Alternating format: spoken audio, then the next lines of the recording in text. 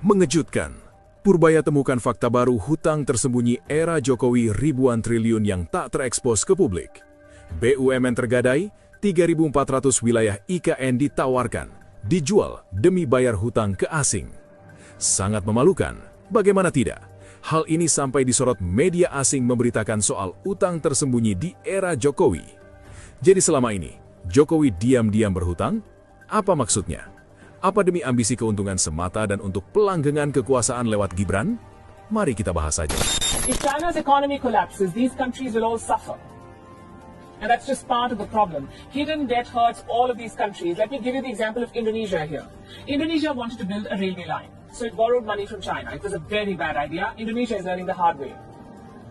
It took $4.5 billion from China for this railway line. The project was launched in 2015. 6 years later, the cost of the project has shot up to well over $8 billion. From $4.5 to $8 billion, almost double of what was initially agreed. Now what do? You cannot abandon the project midway. So Indonesia is dipping into its own state budget to pay for this railway line.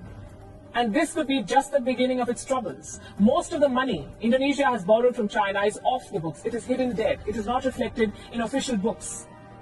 Officially, Indonesia owes China close to $5 billion. Unofficially, Indonesia reportedly owes China close to $23 billion. That's $18 billion of hidden debt. 78% of Indonesia's debt to China is hidden. Who took these loans? Indonesian government entities. And these are very risky borrowings.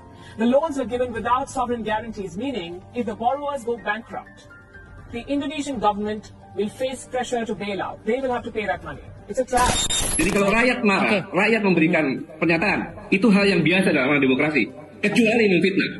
Dalam alam demokrasi itu, kita harus siap untuk menghadapi segala bentuk kritis sekasar apapun juga.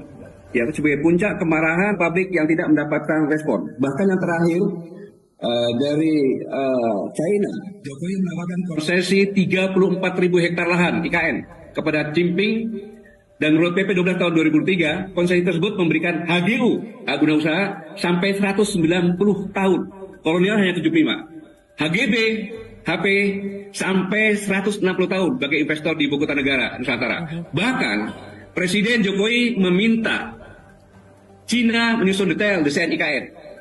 Beribu teknisi-teknisi kita, arsitek kita, dan sebagainya tidak dianggap. Universitas juga tidak dianggap. Bahkan, ada yang berbahaya. Cina akan menjadi driver utama menyelesaikan IKN. Dan kewajiban Indonesia untuk mengajarkan bahasa Cina di sekolah-sekolah.